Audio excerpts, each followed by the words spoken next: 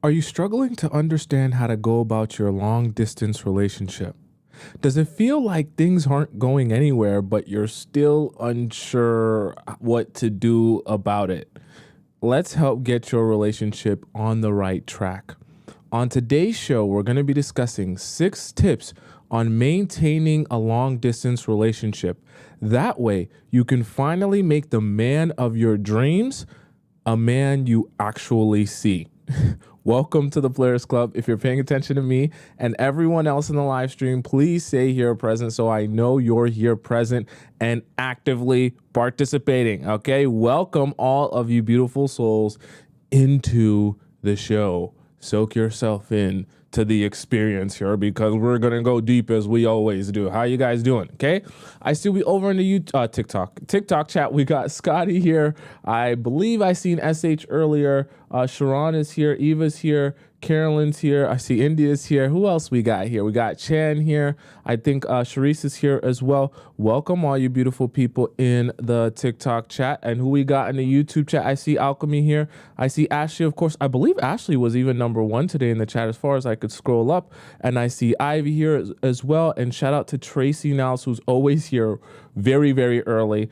So shout out to you, and you're one of our channel member. And Ivy's one of our channel members as well. Adele is here as well, very early and right on time. Good to see all of you people. And of course, we have Missy America holding it all down for us as our moderator in the YouTube chat. All right. Now, it's time for us to hop right into it. I don't want to waste any more time. We're going to get right into number one. Okay. Number one is going to be that you must have double the intention. Okay. Today, I'm going to get mad because I already don't like the long distance relationships that a lot of you be having. So yesterday was a little bit of a more sad day because we were talking about a sadder topic and your heart being broken. Today I'm mad. All right. Because today we're going to be talking about long distance relationships, but I want to be very specific because I know when some of you hear long distance relationship, you start shaking. You're like, oh my God, I can't wait to use this on a guy that I never see. I can't wait to use all these tips and tricks on a guy that I only talk to on the phone. And he's basically not even real. He's just like my pen pal. We're going to address all of that. Okay. I'm going to give you tips on maintaining the long distance relationship, but I want you to understand the difference between a long distance relationship and your pen pal. Okay. That's going to make me mad. I already know. So I just want to make you aware of that before we get going. Okay. So you have to have double the intention. The reason I say you must have double the intention is because when you're in these long distance relationships, obviously you're not going to be seeing the person as often as you would if he lived right across the street from you. Okay. That's not a rocket science there. Okay. Pretty straightforward. Here's the thing though. If the person doesn't live right across the street from you, or you can't just hop in your car and drive there, right? He lives across the country, or he lives in another state, or for some of you, he lives on a different continent. There has to be a whole lot of intention in your relationship on yours and his side, but especially his side. Okay. And the reason I say you have to have double the intention is because you cannot spend this time wasted aimlessly messaging each other with no end goal, with no intention of actually meeting each other. Because very easily, when someone lives across the country or in a different state or in a different continent, it can very easily become a situation where you're just twiddling your thumbs all day, typing on the text all day, on your phone all day.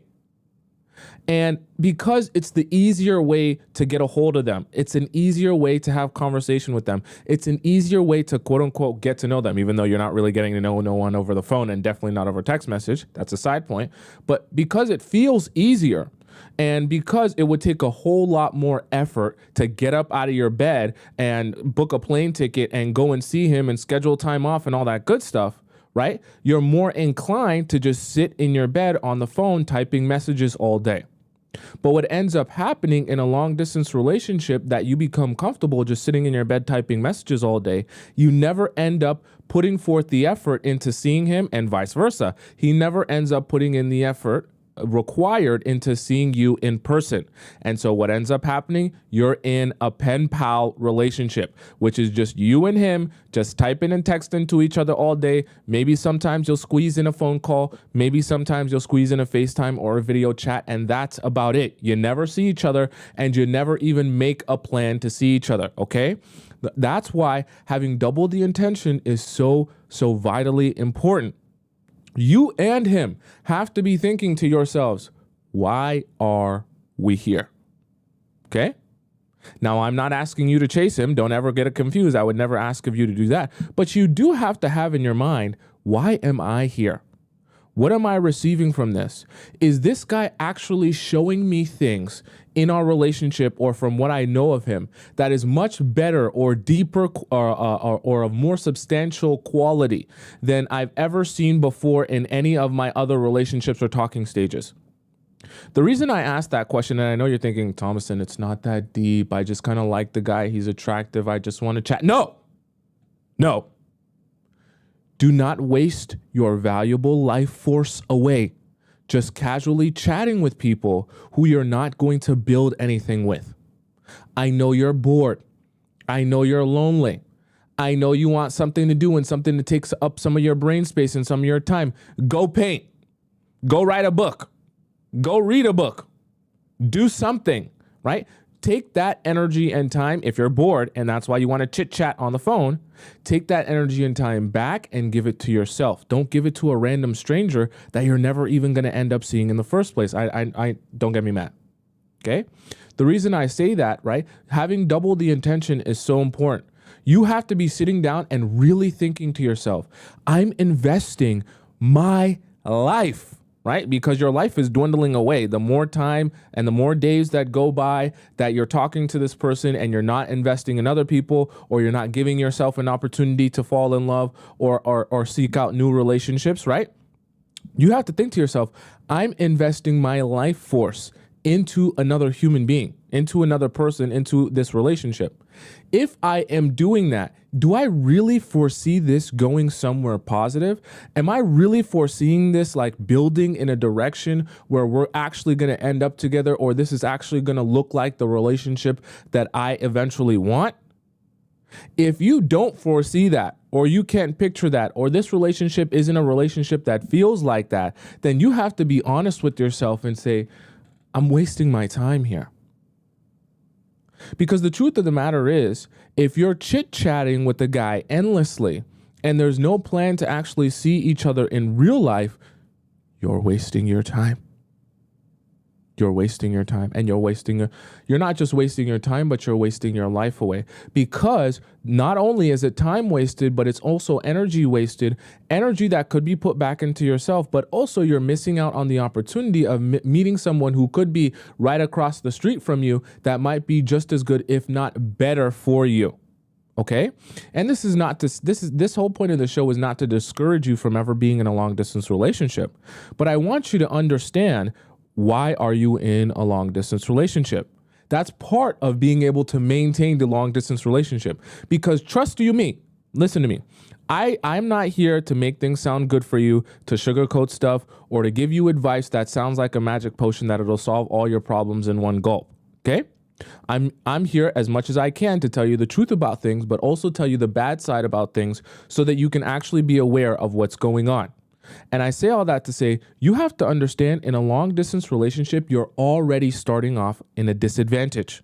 Because when you have problems, you can't just see each other in person. He inserts himself inside you, jackrabbits himself inside you for 90 seconds, and you're happy again because you guys saw each other in person, right? When you guys have situations going on, when you're angry at each other, you can't just meet up, cuddle up, and then forget about all your problems. You're at a disadvantage. You don't get physical touch or intimacy to make you feel closeness to the person. You actually have to have real closeness to the person by cultivating and building that relationship over time through your conversation, right? You're at a disadvantage in a lot of ways because you're not getting that in-person connection. right? Whether it be to solve problems, solve issues, or to help build and deepen the relationship. So that means you have to do double the work that other people regularly wouldn't have to do or pay attention to simply because you're in a long distance relationship. It's the same exact reason why I say you have to be double intentional if you're going to invest yourself in a long distance relationship. Now, I know when some of you hear me talk about having double the intention and you hear me talking about the fact that you're going to start off at a disadvantage in your long distance relationship, you're thinking to yourself, gee, Tomisin, this doesn't really sound as fun as you're describing here. You know, when I was thinking of a long distance relationship, I wasn't thinking I'm going to be at a disadvantage and we're barely going to see each other and it's going to be so much harder. I'm going to have to do so much more work. I don't know if I really like the sound of that. Good. I'm glad. I'm glad that you can recognize that you don't like the sound of having to have double the intention and doing twice the work, because that tells you right there that you're truly not ready for a long distance relationship. This is not me being mean to you, and I'm not here to put you down or make you sad about your situation, right? But this is here to help you understand if you're hearing me talk about all the things you're going to have to do in order to get your long distance relationship to work and make this work. And you're thinking to yourself, I don't think that I'm going to be able to have that level of investment, or that sounds like a lot of work. Then that's perfect.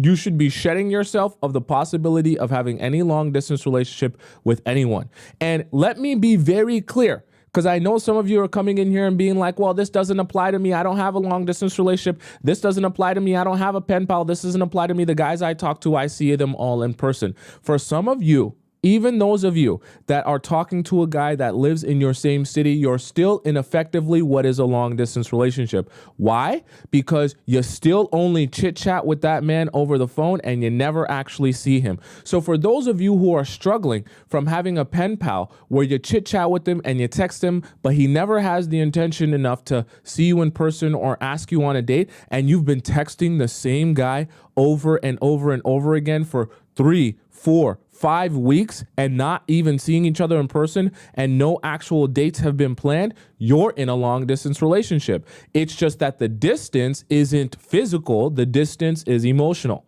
Because if the distance was close in your relationship, you'd be seeing that person. So don't think that this doesn't apply to you just because the guy that you're talking to doesn't live across the country. If the guy you're talking to lives in the same city as you, but you're still never seeing him in person, you're effectively in a long distance relationship all the same. Okay? Remember that. Not saying that to be mean to you, but I want you to understand that this also still applies to you. Okay? So you have to have double the amount of intention, like I just said. We're going to discuss that, what intention really means, right? So number 1 was double the intention. Number 2, you must pay very close attention. If you're in a long distance relationship, you must plan logistics. Are you following me? The reason I say you must plan logistics, you have to understand you don't get the advantage like all the other people have who have a boyfriend that lives across the street. Okay? Meaning, you can't just wake up one day and say, oh, I finished work early today. You want to hang out today? No, you don't get that opportunity, right? You're in a long distance relationship. In order for you to see your person, you're going to have to work extra hard in terms of planning, in terms of logistics, in terms of figuring out where you want to spend time with them, how you want to spend time with them, where you're going to be doing that, how much work time you got to take off, what your schedule is going to be, what his schedule is going to be, how your schedules align, how they may not align. You have to figure out so many things in order to make this work. And it's not just about dreaming, hey, I want to see you. It's about the actual planning and scheduling of saying, okay, I want to see you, but how are we actually going to make that happen? What day in the next few months or what days or what weeks are you actually free? What time can we meet up, right? Or what is the best place for us to meet up? In your country, in my country, in your city, in mine? Should I drive to you? Should you drive to me? Right? How long are you going to stay? Where are we going to go? What is the itinerary? How much time we're going to spend there, right? All of these things are logistics that must be figured out if you're going to maintain a long distance relationship. And once again, if you're hearing me say that and you're like, damn, that sounds like a lot of work, that sounds like I got to really push and really do the absolute most in order to build this relationship with someone. I don't know. It kind of sounds like a lot of like a full-time job. Yes, it is. Yes, it is. And if you're not prepared for that full-time job, then that's the answer to your question on whether or not you're ready for a long-distance relationship. Because one of the most important things that you need to be doing is establishing the logistics of your long-distance relationship or pen pal, right? Whatever you want to call it. Right? Because if you're not able to establish the logistics of how you are actually going to make it happen in your relationship, then you're wasting your time. Let me give you another key here, because obviously you're the woman, so you're not meant to be the person saying, okay, so I'm free on this day and at this time, so let me know your schedule and send it to me so I can know the next time we're supposed to see each other. You're supposed to allow the man that you're dating and you're in a relationship with to show you that he's being intentional and ask you these questions. So this should be another telltale sign I want for those of you also who may not necessarily right now be in a long distance relationship. I want you to be thinking in your mind, is the guy that I'm talking to or the guy that I'm thinking about talking to or building something with, is he being this intentional in all the things that Tomisin's mentioning right now? Because if he's not, that's a clear telltale sign you're wasting your time because he doesn't have the proper level of investment in you. Because I can assure you, a guy who has the proper level of investment in you will be showing you these things. Do you understand? Right? Obviously, if you want him, you're going to want to see him. You're going to want to spend time with him. But some of you don't realize that the guy you're talking to and actively investing in is not that truly invested in you. Damn sure not invested enough in you that he would actually want to plan with you and start figuring out logistics in terms of seeing you. So if you start talking logistics with the guy that you're in a long distance relationship with, and you start realizing in the process every time you're talking logistics, talking like, how are we actually going to make this work, like in real life? Not in a pipe dream where it's like, oh, don't you know what I would do to you if I was in the room with you right now? Oh, the way I'd be touching on your body if I was in the room with you right now. Okay, no, let's actually figure out how you can be in the room with me right now. If he gets silent, anytime you're like, let's actually figure out how you can be in the same bed with me right now. Let's actually figure out how we could be in the same car or spending some time with each other cuddling. Let's not just talk about it over the phone like it's dirty talk. If you start saying that, and immediately every time you start saying, let's figure out how to actually do it, he's like, yeah, I mean, for sure. One day I'll check my schedule one day and, we'll definitely get this. We'll do that one day for sure. That's useless to you. Okay. And that's also, right, very important. I don't want to make this a really sad thing for you, but that's also a very telltale sign that you're not even building a relationship here, right? This is a pen pal, and this is someone that's just going to be wasting your time. Because if you and him can't properly plan logistics where you guys are able to figure out, how things are going to work and how things are going to be scheduled and how you guys are actually going to fit in each other's lives, then this is all just a huge, gigantic waste of your time. Gigantic waste, massive waste. Okay.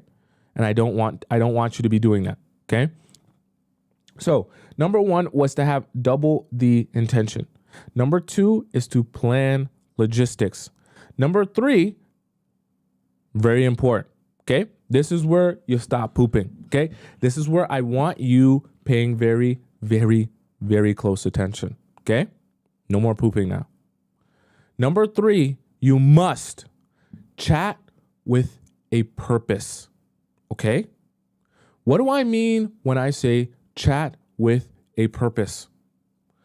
See, I already know I'm going to get mad.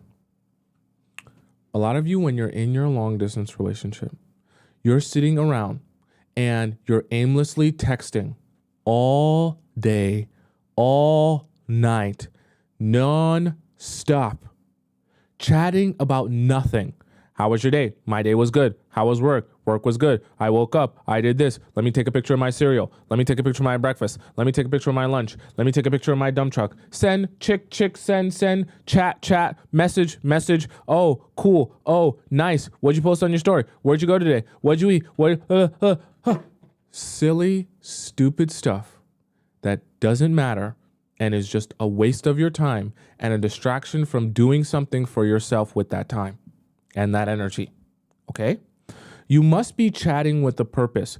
And I'm also referring to, when I say chat with a purpose, I'm also referring to, listen very closely now.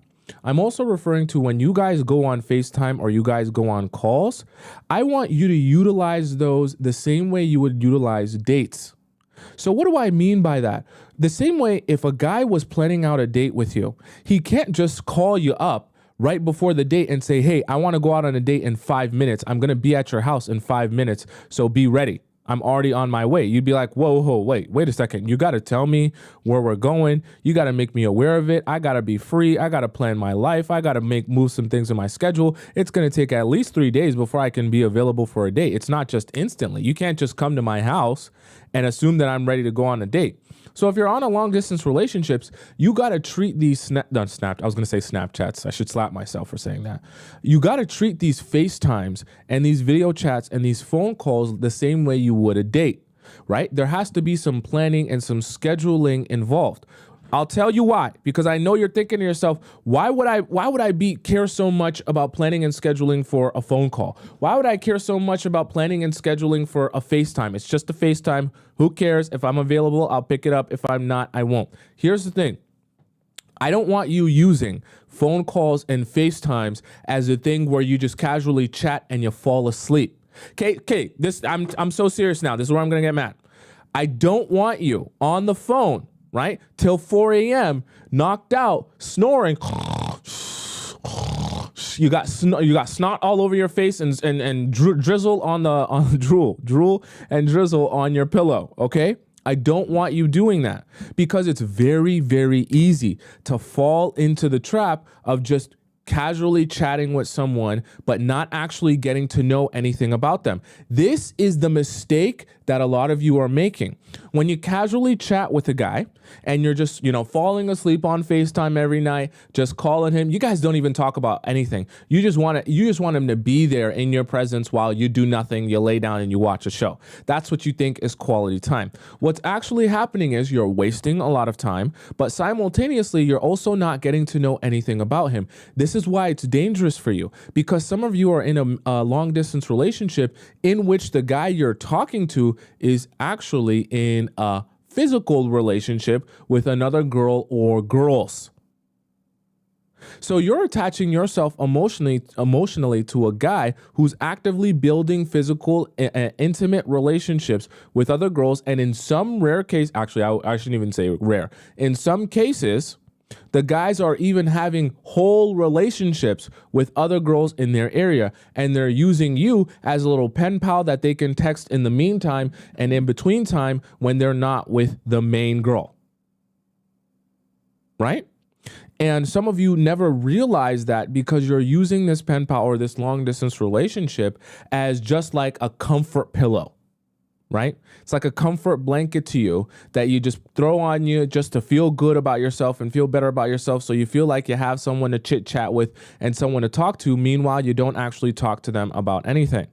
It's the very reason why I say I want you taking these FaceTimes and these phone calls very seriously if you're serious about maintaining the long distance relationship. Why? Because when you're paying very close attention to how seriously you take these phone calls and FaceTimes, then you're actually going to be thinking, when I get on this FaceTime and this phone call, I need to be focused on getting to know more about you. I need to be focused on understanding you better. I need to be focused on, getting to know how you think, especially if you haven't met the guy, getting to know what you're about, who you are, where you're from, what your friends are like, what your life is like. Because you have to understand, like I said before, with the guys who have whole nother relationships, when a guy is talking to you through long distance, it can very easily, very, very easily become a situation where you have no idea what's really going on with that guy. So it's very easy for him to tell you anything that's going on in his life when it's not really going on like that. Or it's very easy for him to lie to you about anything that's happening in his life simply because you have no way of verifying that. A lot of times in a long distance relationship, you don't share friends, you don't share, there's no mutuals, there's no one you can go to verify any of the information that he's telling you is the truth. Right? And that only ends up hurting you, because who wins if he can talk to you and chit chat with you while sleeping with other girls? He does. Who loses if you're emotionally investing yourself into a man and staying loyal to a man who is not at all invested in you? You lose. Okay? And I don't want you to lose. I want you to have the ability to win, but I also want to advise you on how to actually win by having real information and being hyper-focused on why you're here. Part of joining the Players Club is realizing that in all of your relationships, even though you're the woman, you still have to be moving in your relationships with intention. And I had to make a show specifically about long-distance relationships because I'm tired of all of you asking me about, what about my long distance relationship? And what about my long distance relationship? When majority of you aren't even taking the relationship seriously, or as serious as you need to be taking it for a long distance relationship. And I hope that when we have this conversation and I tell you about all the crazy work you're going to have to do just to maintain a long distance relationship, you realize I'm actually wasting my time, because I'm not mentally prepared for that. And I can tell by the guy's action that I'm talking to, he's not mentally prepared for that either. So let me reevaluate my life and my relationships. Let me listen to Tomisin, but let me also focus on maybe just meeting the guys in my city first and seeing how I can go about maneuvering with that before I start thinking about doing the ultimate work, which is meeting a guy from all the way across the pond. Okay.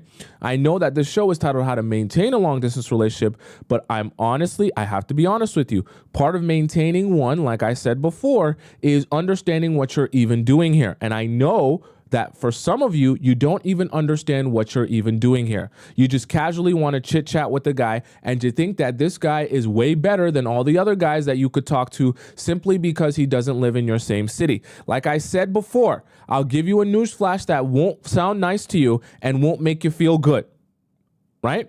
The news flash is the guys in your city are the same as the guys everywhere. Don't think that because you live in New York, all the guys in LA are so much better than all the guys in New York.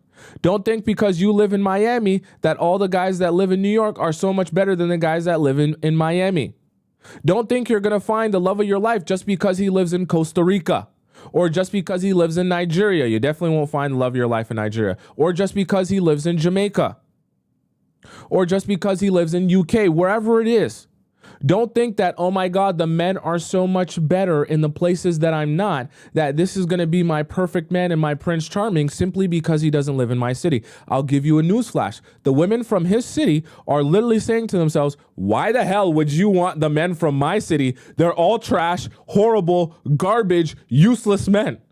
I want the men from your city. Can I go to your city and get your men? Your men are scrumptious. They're adorable. They're amazing. They have huge D's. The men in my city are trash and useless. Why would you want them? And you're sitting there, don't come and get the men from my city. The men from my city are garbage, horrible, useless. Let's go to your city. The men in your city are so, and it's a vicious cycle, right? It's a vicious cycle where you convince yourself that the long distance relationship is way better for you because you think that the men that are in the city that you're not are way better. They're all the same. Okay, this isn't to burst your bubble. This is to help you come to some realizations. All the men are the same everywhere. You're not going to find anything different just because he lives in a different location on this earth. Still a human being, still a man. So you must be chatting with purpose when you're seeing these guys and when you're maintaining these long distance relationships. You must be chatting with the purpose of first of all, two things.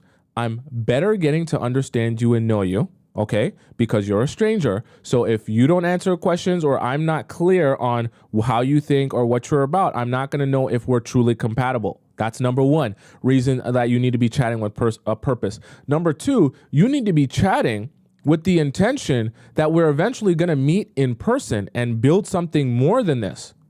So I need to be understanding you better. I need to understand what you like. I need to understand more things about you because eventually we're going to build up to seeing each other in person. And I don't want it to be awkward. I don't want it to be like, we don't have any flow or have any understanding of how each other are or how we act or how we respond to things, right? I'm trying to better understand you, number one. And number two is I'm trying to evaluate you and know if you're even the person that I'm looking for, right? So when you're chatting with people, you can't just be chatting with them and letting them compliment you 24/7 without you ever just, in La La Land being like, oh, it feels so good when you're telling me, tell me again, how big is my dump truck? Tell me again, how voluptuous am I? Tell me again, how much am I a supermodel? I look like Kim Kardashian. I look like Rihanna. I look like who? Oh, tell me again, I'm like the most beautiful girl you've ever met in my life. And that's all your conversation ever is. It doesn't serve you at all. And you're not having conversation or chatting with purpose. You're chatting with no purpose and no intention there. Just sitting there, like Alchemy just said, right? Validating yourself, feeling good about yourself, but that doesn't actually help you in the long run to build a real long-term relationship. Are you following me so far? Okay. I wanted to acknowledge Trisha, who donated 10 euros. She said, your content is greatly appreciated, especially when you ask what time it is. It cracks me up every time. Keep up the good work. For those of you who are like, what is she talking about? You'll see. Okay. But thank you, Trisha, so much for the donation. I appreciate that.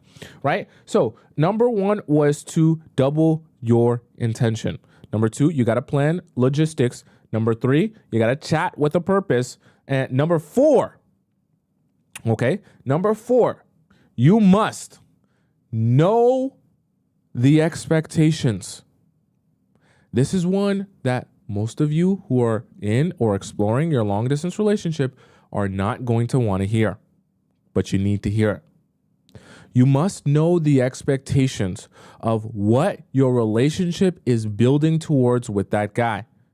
I'm so serious when I'm talking about maintaining the long distance relationship, because if both of you are not hyper aware, and like I said, this applies even to a lot of you who aren't even in a long distance relationship. But if both of you are not aware of what the expectations are in your relationship, right? And what you're building towards in this relationship, right? It's long distance, but it's still a relationship. Then there's going to be confusion. There's going to be a lack of clarity. There's going to be a lot of misunderstandings. And like I said before, you're going to find yourself in a situation where you're emotionally invested in a guy who's exploring other relationships with other people. So if you're in a long distance relationship and you're unsure about what the expectations are, or what both of your understanding of what's going on or where this is meant to be going is, then you're not even in the right type of long distance relationship. And like I said before, as a woman, it's not your job to start building the blocks and setting all the expectations and letting him know how you want things to be and letting him know what you want it to be and how you want it to go and all that good stuff. No, that's not your job. It's his job to be doing that. But it's also your job to be observing and identifying, am I in a relationship where there's no expectations here? Is he just chatting with me because he likes chatting with me?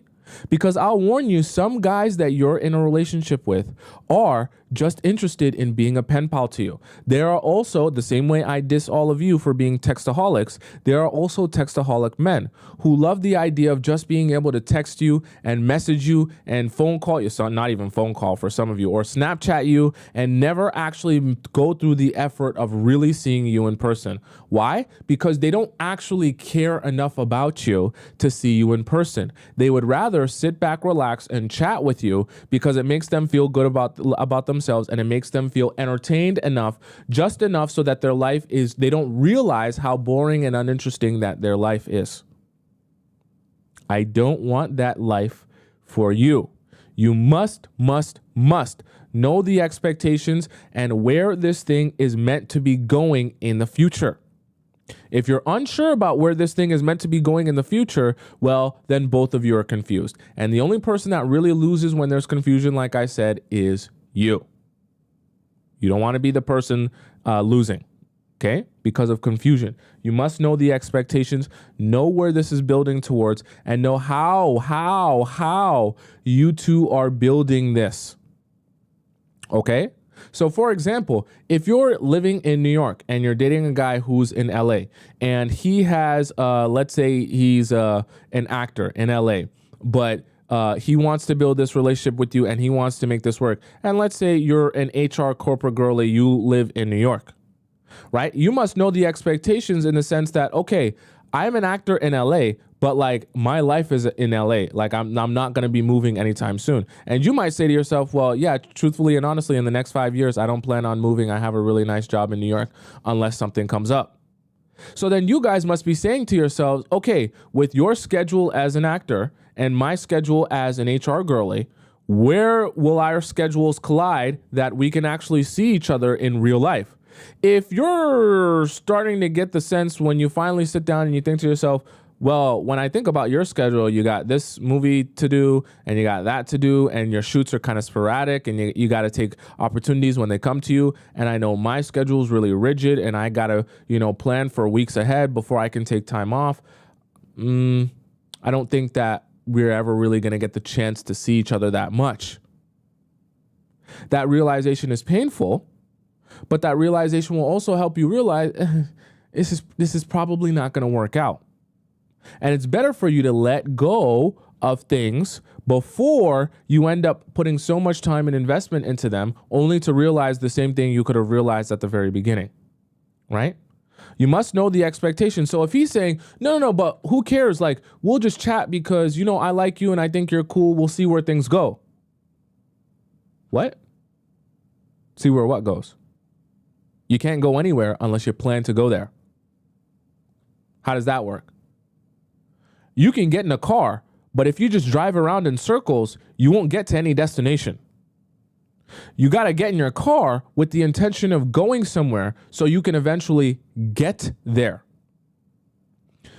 The same way in your relationship, right? You can only get to the destination of being in a relationship or seeing the relationship that you want to see, or being romantic in the sense that you want to be romantic and building this up to something serious, if you get in your car with the intention of going to that destination. Even if you might drive slow, even if you might take the back roads, even if you might take the highway, at the end of the day, if you get in the car with the intention of reaching your destination and you know what the road you got to go down to get there is, no matter how slow you drive or no matter how fast you drive, you will eventually get there. But you can't get anywhere. You can't get to any destination if you get in your car and you drive around in circles. You won't get anywhere. No matter how long you drive for, no matter how crazy your circles are, no matter how nice your car is, no matter how fast or slow you drive, you'll never get to any destination if you just get in your car and you drive in circles. The same thing applies in your relationship, especially in your long distance relationship. If you don't have a clear understanding of what you're building here and why you're building it and how that is going to be built, because remember, in a long distance relationship, you need to have double the intention. If you don't have an understanding of what the expectations are and why those are the expectations, what the boundaries are, all of those important things, you will be wasting a whole heap of your life away. A whole heap. Okay? You must have clarity, and he also must have clarity, and he also should be expressing to you, right, in the ways in which the expectations are and how this relationship's going to go and the logistics and all that good stuff, because if he's not expressing that to you, then this is a complete waste of your time. And when I'm saying this, I know that some of you are even thinking to yourself, this actually applies to me in my relationship with the guy, even though it's not long distance, because he doesn't even have any intention of seeing me in person or building, or getting to go out on dates with me or getting to, just see me at all. It's just always chit chat, always over the phone, 24/7. Complete and utter waste of your life force. Okay? So you must, so number one was double the intention. Number two was to plan logistics. Number three, you chat with a purpose. Okay. Number four, you know the expectations, right? And number five, right, you need to have deep conversation. Okay. I know this one sounds like it's so obvious. Yeah, of course, I'm going to have deep conversation, but are you really having deep conversation? And the same way when I said at the beginning that you, especially if you're in a long distance relationship and trying to maintain one, that you need to have double the intention. When you're in a long distance relationship, you need to be having a double the deepness in conversation. Why? Because you aren't seeing each other in person and you have no supplement for the real life, right? Like real life is not on the table the same way it would be if you lived across the street from each other. right? So the in-person connection, which is always going to be the strongest version of connection, is not a possibility 24/7. So you got to be thinking in your mind about how you can have the deepest connection or the deepest understanding of this guy that you're talking to without actually seeing and feeling his energy in person. So your questions have to be that much deeper, right? And that much more thought out. Here's the good part though. When you're in a long distance relationship and all you're doing is talking over the phone or chit-chatting over FaceTime or video call, what you can be doing is actually writing down your questions of things that you want to know about him, situations that you want a better understanding of. So you should head back to my show where I talked about great questions to ask on a date, right? You should be asking those type of questions, asking about his exes, asking about his past relationships, getting a real deep understanding of how he thinks, what he wants, what he desires, what motivates him and inspires him. All of that stuff that really dig deep into a person's psyche. Those are all the type of questions and type of conversations you should be diving headfirst into. Nothing should be off the table when you're talking about a conversation with someone that you're in a long distance relationship with, because the truth of the matter is you're not going to be able to see them in person and have physical intimacy with them. So you need some version of emotional intimacy with them by getting into these deep conversations. If you can get a good cry out of him when you guys are over the phone, that would make it even better. You know, right? Because that is deepening and strengthening your connection with each other, even though it's over the phone, right? With as much that you can work with at that moment. Because the reality of it is, if you're only chit-chatting with the guy casually, not really talking about anything deep, by the time you go on this, by the time, let's say you do finally meet each other in person, things are going to feel extremely awkward. Because you're going to say to yourself, even though we've been chit-chatting over the phone for 3 months, I see you now in person, but I don't really feel like I actually know you. Because we don't really talk about anything real, other than you telling me that I'm pretty, and other than us falling asleep on FaceTime till 4 a.m. or talking about our days, right? You got to have deeper conversation than just talking about your day with the guy, or just talking about, your work drama with the guy. You understand? Because you're not in a position where you're going to have any sort of intimacy with him outside of the conversation that you have. So conversation has to be a main sticking point in your mind of why it must be deep, why you must go to the depths of despair, and you must go to his darkest places, and you must have conversation about the real stuff. Not the stupid stuff that you would talk about on a casual dinner date. You got to have a conversation about the real stuff. Okay, right?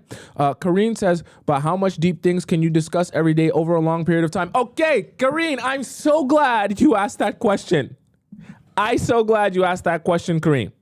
How can you discuss deep things every day over a long period of time? If you are in a long distance relationship and you come to the realization, like Kareen just said, how can I talk to you about deep stuff every single day for a long period of time? Congratulations. You've just answered to yourself that you're not ready for a long distance relationship. Because I just told you earlier, you're going to have to do twice the work in a lot of different areas.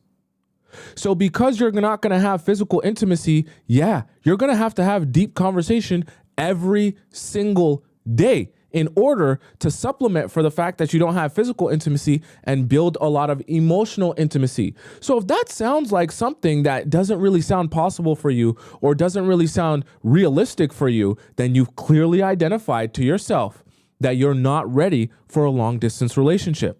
Very clearly. Okay? And I'm glad that Kareen asked that question, because I know some of you might be thinking that, well, there's no way I can have deep conversation every single day. You're telling me every single day has got to be we dig into something deep, or we cry, or we get really emotional about it, or we have really, like, we can't just have chill days. No, you can't just have chill days. You don't get to have chill days if you're in a long distance relationship and you're really going to maintain. Like, I feel like sometimes when I say things, I don't feel like sometimes you guys aren't soaking it in your brains properly. Like, you have to understand, this is a long distance relationship. We are human beings.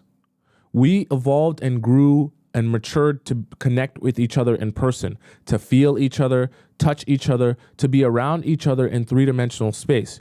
Do you understand how difficult it is on the mind and the soul to build a relationship with someone that you're not seeing and not near and not close to, right? The reason I'm really trying to break it down so you understand, I need you to understand how serious it is that you take it if you're in a long distance relationship. And if you're unprepared to be like, damn, I got to be thinking of all the questions I'm going to ask. I'm going to be thinking about how deep we're going to go emotionally today. I got to be thinking about how am I going to better understand you as a human being. If you're like, damn, that sounds like a lot of work for a relationship to be chit-chatting every day and getting in such deep conversation. Perfect. You've identified to yourself that you are not emotionally and mentally prepared to go and head into a long distance relationship. That's actually a good thing. It's not a bad thing. It's a great thing because you've made it clear to yourself and you've just been able to be honest with yourself. Look, I know what I can do and what I can't do. I know what I can work with and what I can't work with. And I truthfully and honestly am not someone that can work with being in a relationship where I'm constantly going to be having to chit chat with you over the phone and try to make it as deep as possible, every single day. It's just not going to be a thing for me. Cool. If that's not how you do, if it doesn't work for you, perfectly fine. Now, when you go out you shouldn't be on dating apps, but when you go out into your life and someone tells you that you meet them outside and they tell you that they live halfway across the country, you say, great, so glad to meet you, right? You can add me on Instagram, do whatever you want, but we're not going to be speaking after this. There's no point, right? And I'm telling you this is because this is a mindset that even I adopted myself. In the process of realizing that, hey, I'm speaking to people, right? When I was younger, I'm speaking to people that I'm really never going to see. Am I really going to get on a plane and see you? Probably not. Are you really going to get on a plane and see me? Probably not. So what are we really having this conversation for? Really nothing. Just to entertain ourselves because we're bored. So why am I wasting time away from myself, wasting time away from my life where I could be doing things, and also wasting time where I could actually be meeting someone who I could build a relationship with and I am going to see and could turn into something just to casually talk to you and nothing to happen with that? I'm sorry to tell you, I know that it's disappointing. I know. But like I always tell you, I can't help you if I'm not truthful with you. And I won't be being truthful with you if I try to convince you that every single long distance relationship is going to work out. No, not every single long distance relationship is going to work out. In fact, the majority of them won't work out unless you're have double the intention. And I seen Anitra even say it earlier, have 10 times the intention. So be thinking about this the next time you meet a guy from Costa Rica or Nigeria and you're thinking to yourself, wow, gee, feels so nice to talk to this guy and chat to this guy. Maybe this is my long lost soulmate. Maybe not. Maybe not. Maybe you're just going to chit chat with him for weeks on end and never actually see him. That's probably what's going to happen. Not to turn you into a pessimist, but I just want, I love you so much. I want nothing more for you than for you to stop wasting your time. Truthfully. It makes my heart have a sad face when I hear how much time of your own you are wasting on boys that you're not, nothing ever comes out of it. Just wasted time. It really pains me.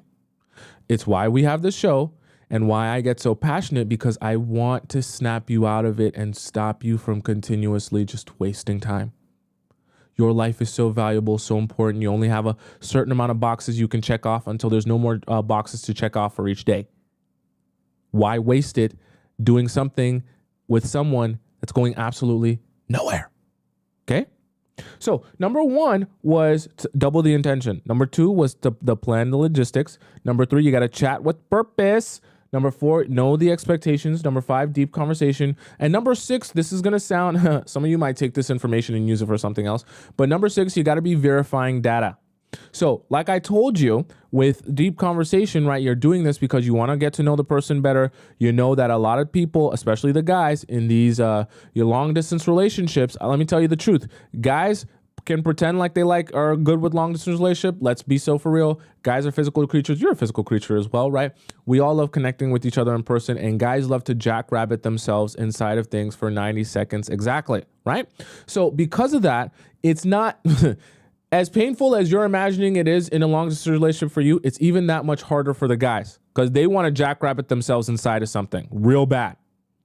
And because of that, right, a lot of them are going to be inclined to chit chat with you in combination with having a physical relationship with someone else, like I mentioned before. So it's very, very incumbent upon you, just means important, that you are verifying data in your life and in your relationships to get a very, very, very clear understanding. Are the things that you are telling me truthful or are they lies? Right?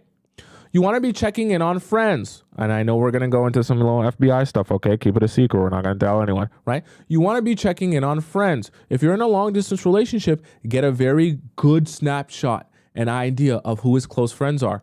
Get their Instagrams, get their profiles, right? If you can add them without it looking weird, add them, so you can keep track of what they're doing. It's a very good verification on, are the things that he's talking about correct? Are the things that he's talking about true? For some of you, hey, I hear some crazy stuff, but for some of you, if you're in a long distance relationship with a guy you've never met and he tells you he works at, Google, go on LinkedIn and verify if he works on Google, right? You got to start being really strategic with your stuff and really intentional because you want to avoid at all costs wasting your time. I know it makes you sound like, the FBI agent here, but you have to be very guarded with your time and energy. And especially when you're not with someone, you don't share friends with them. You don't share any mutuals. You have no way of actually knowing, are you telling me the truth, right? That's why it's already very dangerous to be building these long distance relationships with people you've never met. You have to be very strategic about gathering information and data so that you can confirm, are you telling me the truth or are there inconsistencies in your story? If you're with a guy that says he works at a bank, but every night he calls you until 5 a.m. and he's on FaceTime with you until late at night, and he's calling you at every which hour of the day, and you never see him, right? When he answers a FaceTime call or a phone call, you never hear him say, I'm at the bank or I'm at work right now. And you only ever call him during the middle of the night when he should be asleep because he wakes up for his job at 8 a.m. because he works at the bank, right? Doesn't he? At the bank.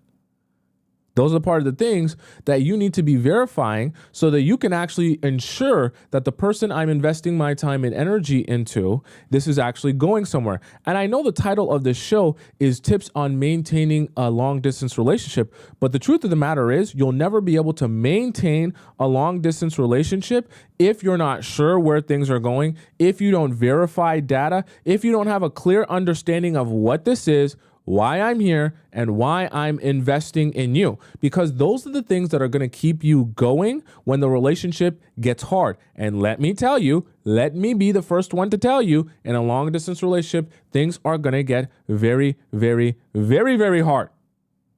Okay?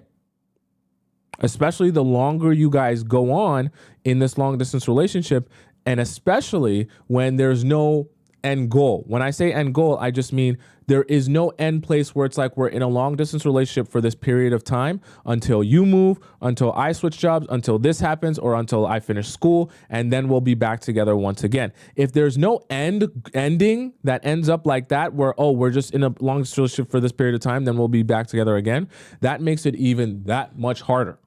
So everything I said about double it, you gotta like quadruple it, right? And it's just very important that you understand that, and you understand the importance in that, and in why having so much intention, having so much understanding and clarity is drastically so important to maintaining a long distance relationship. If you're not, you will be losing, and losing a lot. Okay?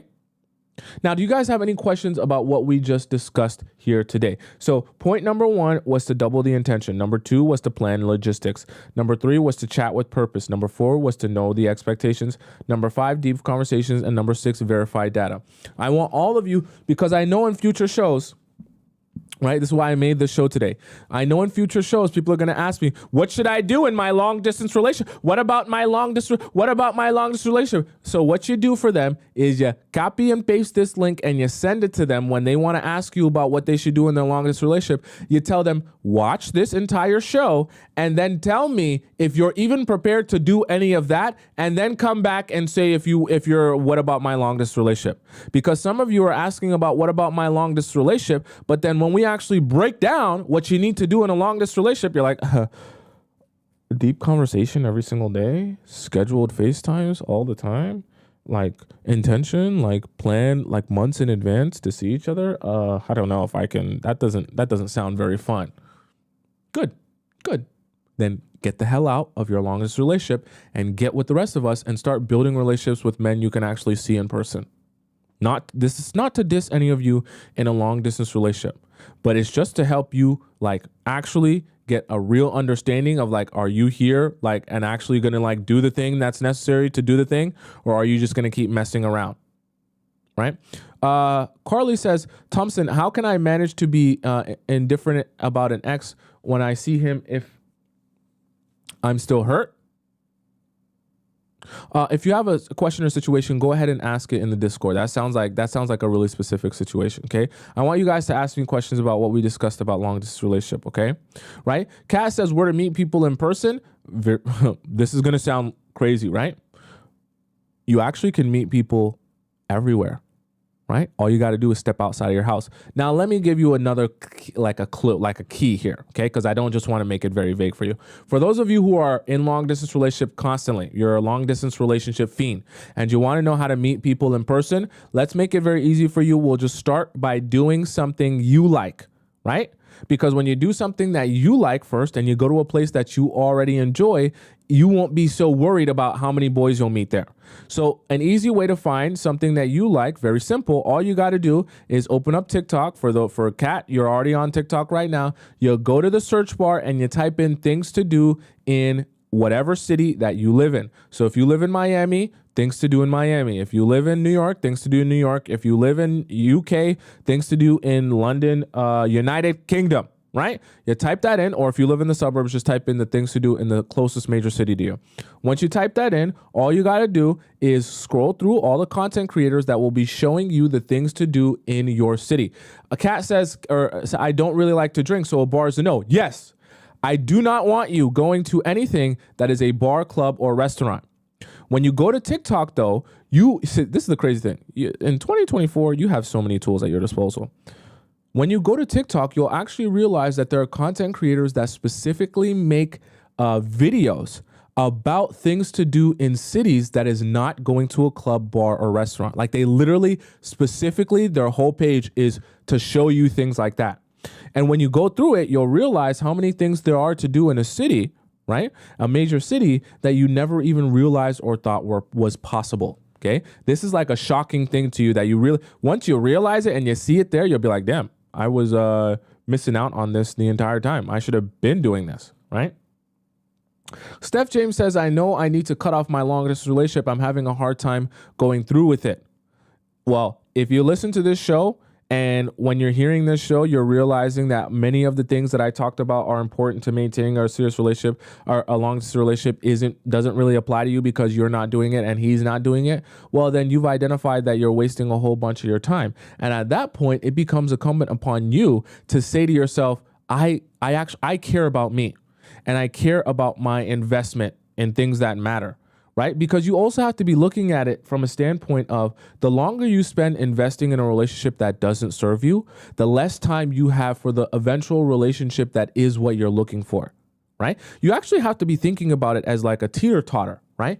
So don't be thinking, oh, I'm in so much pain that I can't end this relationship because I can't imagine how boring my life will be or how bad I'll feel if I'm not with that person. You have to be thinking in your mind, the sooner I can get rid of you, like the person that you've shown yourself to not be the person I'm looking for, the sooner I can get rid of you and end this relationship, the sooner I have more time in my life for the person I actually am looking for. And that's a good thing. You want to be thinking of, I want to give the person person that I'm actually looking for as much time with me as I possibly can. I don't want to be beaten and bruised, and by the time I'm 63 and, I've been through a whole bunch of stuff, now that's the time I finally find the person I'm looking for. I want to be getting rid of all the garbage men, sifting through all the stupid idiot men that just want to waste my time and be a pen pal and chit chat and things go nowhere. I want to get through all of you as fast as possible. Not sleep with them, but I just want to get rid of you, like get you out of my life so that I can focus on the person that I actually want to focus on, that I actually want to build this relationship with eventually, because you're who I'm looking for. You want to be thinking about it like that, right? That makes it a lot less painful when you think about it, that I'm not losing out on someone who I really loved and cared about. I'm making more time for the person who is really the person meant to be with me for the rest of my life. That's how you got to be looking forward to it. And it'll make it very easy to say to yourself, this doesn't serve me. I'm done with this. Okay? Honest to God truth. I know it sounds selfish, but at the end of the day, if you don't take care of you, who's going to take care of you? Except for me, because I'm here with you talking to you. Aside from that, I don't know. Okay? Right? Natalie says the fear is getting older. What are your thoughts on getting older? I mean, we all get older. It's not a crime. Doesn't make you a bad person getting older. But when you think about getting older, rather than being in fear of getting older, say to yourself, I should be even more intentional with my life because the time I have is even more and more valuable, right? And the more intentional you are with your life, trust me, trust you me. I'm sure some of you have realized this by joining the Players Club and being with me damn near every day. You've realized that when you live your life with a whole lot more intention, you end up a whole lot happier because you actually end up seeing the results that you want to see. When you're intentional with your life, and especially intentional in your relationships end up looking like the type of relationship you actually wanted. Instead of allowing the men to treat you however they want to treat you for however long they want to treat you, allowing yourself to be strung along, allowing yourself to be in these long, drawn-out situations that make no sense and are going absolutely nowhere, only for you to look back and be like, that was literally 3 years of my life wasted away. Poof into thin air. And I could have been doing something so much better with that time. Okay. You'll realize that when we hop into it. I won't even say it, but we're going to hop into it. Okay. So with that being said, do you know what time it is? Can anybody tell me what time it is? I want to know what time it is. I want to know what time it is. Can you tell me what time it is? I want to know what time it is in the chat now. Can you tell me now? Can you tell me what time it is? In the chat now. Can you tell me what time it is? I want to know what time it is. Now do it. I want to know what time it is. Now tell me. I want to know what time it is. What time it is. Don't check the clock. Don't check your watch. Don't check the phone. Don't check anything that's not alone. I won't leave you alone. I want to know what time it is. I want to know what time it is. Can you tell me in the chat? I want to know what time it is. I want to know what time it is. Can you tell me in the chat what time is it? Can you tell me in the chat what time is it? Can you tell me in the chat what time is it?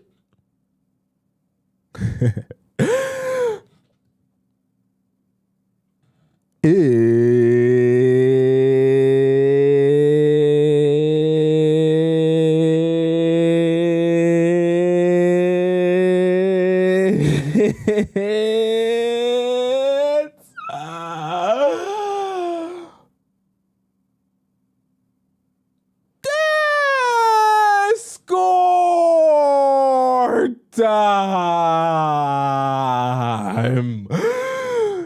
Let's go. Okay. For those of you who are like, what was that whole thing? That doesn't make any sense. You're a goofy goober. I don't like this. I'm uncomfortable. Don't worry. This is going somewhere. We're actually going to hop over into my Discord where we have a conversation about love, life, and relationships. And all of you beautiful people, members of the Players Club, get to send in your questions about relationships and situationships for some of you, and we answer them live on the show. So if you want to send in your question to get answered live on the show, all you have to do is go over to the link in my bio and hit the Discord button, and you'll automatically be put into the relationship advice section where you can ask your question. Or if you're on YouTube, you just go to the pinned comment at the top, or you go down in the link in the description below, and you can access the Discord from there as well. Let's start off today with, she deleted. It's deleted. Okay, next we'll do Pickle Juice? Okay, Pickle Juice, we'll just call her. Says, Instagram meetup link. Huh? Okay. Hi, my English is not the best, but I'm a 23-year-old female in a talking stage with a 21-year-old male police officer. Huh. Interesting. We met in May and both mutually felt a connection. He first confessed about liking me a lot. Was he arresting you when he confessed that? When we first met, he told me he recently got out of a 1-year relationship that ended about 7 months ago. He was ready to start dating again. He was insisting that the breakup wasn't fresh. My initial thought was that this is a red flag. Wait, but he said he was ready to start dating again, and the relationship wasn't fresh. Why would that be a red flag? I'm confused, right? I mean, it's been 7 months, right? For 1 year. Sorry, I just had to reread that.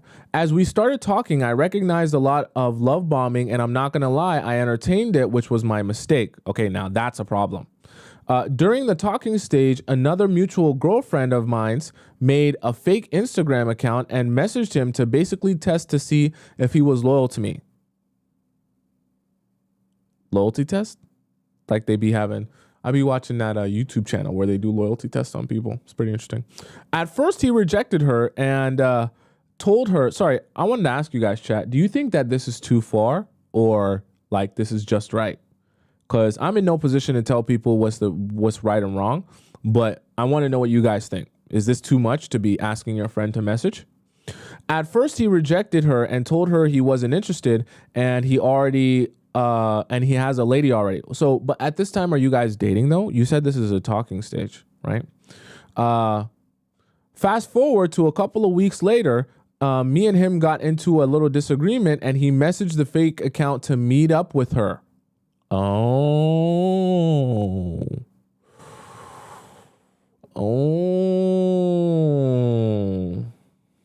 You know, I do feel bad for you. Don't get me wrong, Pickle Juice. But also at the same time, you play stupid games, you win stupid prizes. You know what I mean? Like, I get why you did it, but it's also a talking stage. Like you said yourself, this is a talking stage. I'm not sure what you expected from a guy who is not your boyfriend. Okay? Even though he didn't trust it, he still tried to guilt trip me and made it seem like it's my fault and told me it was me behind the page. Huh? How would he guess that?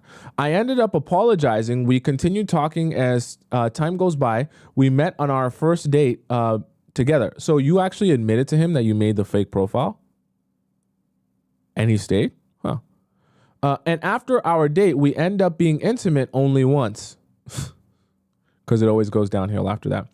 He scheduled for us to have another beach date and stood me up. Wow, he did that right after sleeping with you? I went on my own and had a blast. You know what? I'm proud of you for doing that. I asked him about it and he said, that was a mistake. I asked him about it and he said I shouldn't assume things. Assume that you guys had a date plan? As I expected, calls and texts became less, and I returned the same favor in calling and texting less as well. Like I say, it goes downhill as soon as you sleep with them. I started going out and enjoying myself. I reached out to him. Why? You're going out and enjoying yourself. Why reach out? I reached out to him and saw he ignored me, so I blocked him. Quite immature. You shouldn't have even reached out in the first place if you knew your ego would be that hurt, especially if you're having a good time by yourself. It has been 2 weeks plus of no contact. I do want him to take me serious. What? I thought you were going to say, I realized how stupid it was and I moved on. What? You expect this guy to take you seriously now? Like, what is there to take seriously now? This is done. Guys, why can't you just... Pickle juice. There's nothing wrong with... I know that it sucks. But there's nothing wrong with realizing I made a mistake. I shouldn't have slept with him so early. I didn't ask the right questions or get an understanding if he even wanted me yet.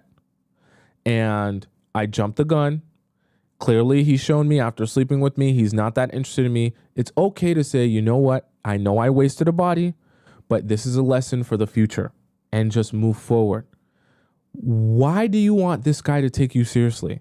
You're thinking about, how can I get you to like me? You're not thinking for yourself. Are you the person that I'm looking for in the first place?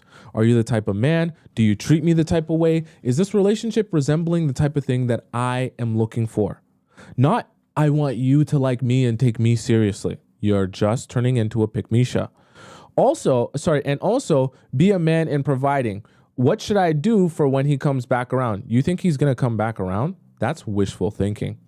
Also, is it a good sign if he only suggests on going to the beach on the first date? Why are you referring to this stuff as if he's talking to you as of recently? He hasn't. He doesn't pay for anything also. So what?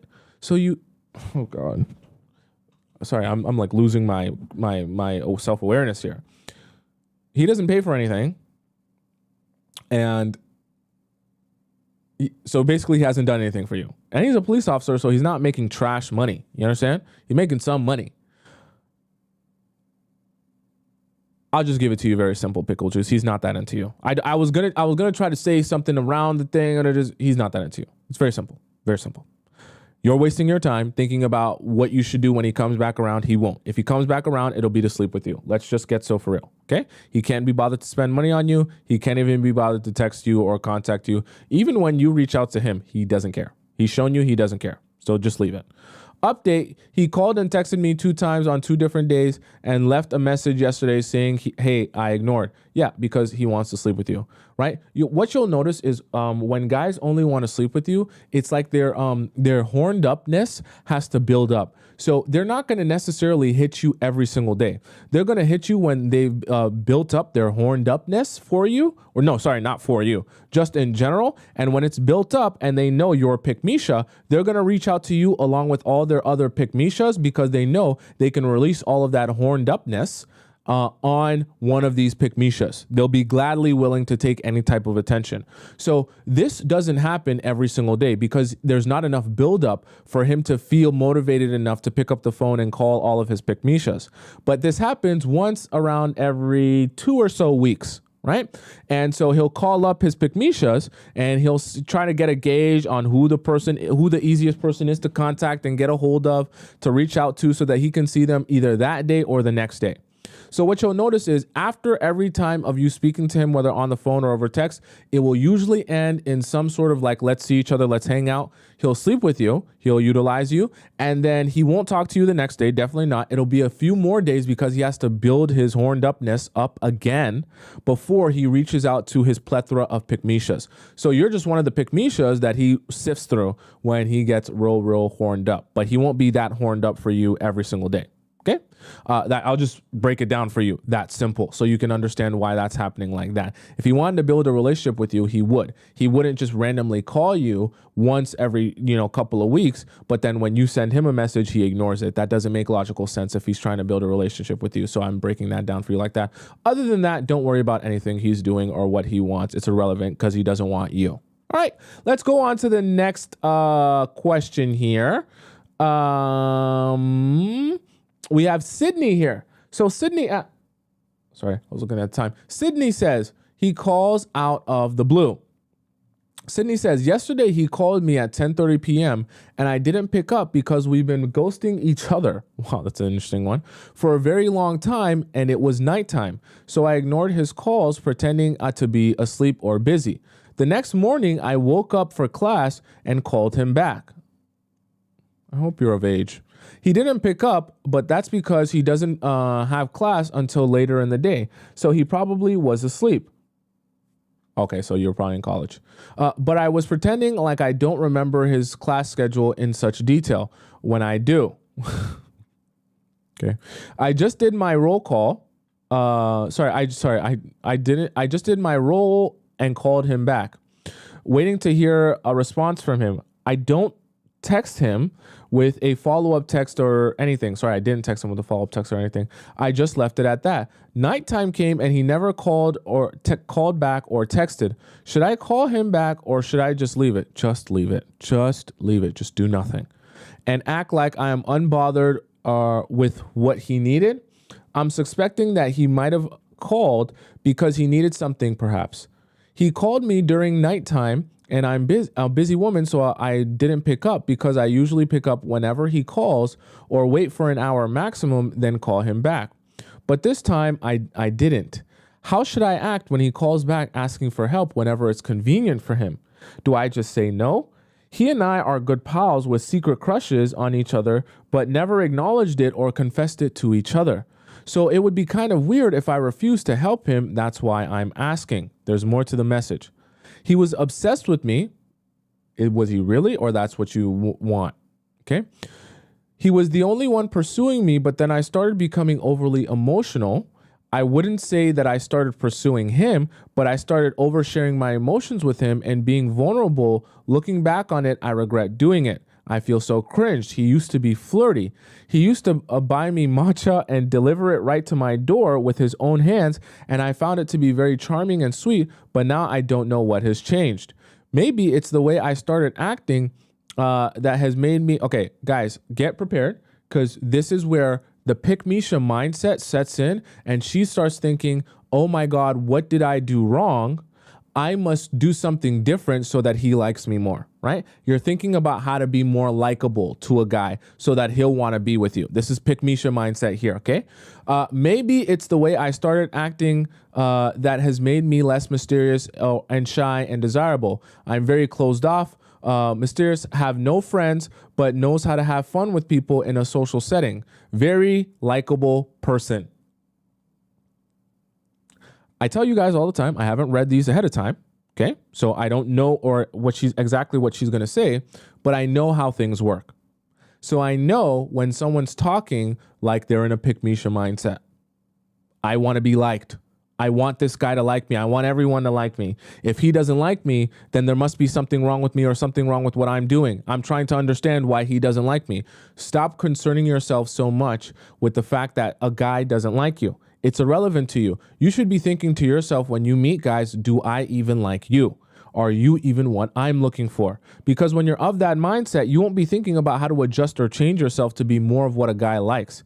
You'll be thinking about evaluating the guys that you come across to understand, are you serious and consistent and here for the right reasons, or are you not? And the guys that like you will trust you me. The guys that like you will like you regardless of who you are. If they truly are into you, they're going to be into you, not into the version of you that tries to be the most likable. Truthfully and honestly, the people that are always trying to be the most likable are actually the most repulsive. Let's just say it for what it is. People find me very bubbly and nice. Okay, so does that mean that guy should? But I spend my time mostly alone. I'm not lonely because I do things that I actually enjoy in my free time, like drawing and track. So he fell in love with that version of me, I guess, which is real, by the way. Yeah. So maybe he liked you when you were just being you, not trying to be liked by him.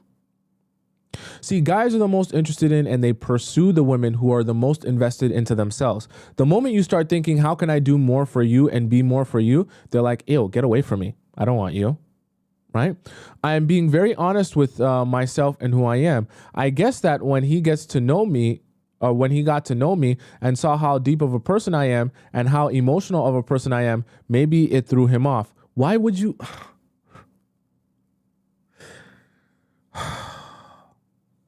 Why would you think that being more real of a person would throw someone off?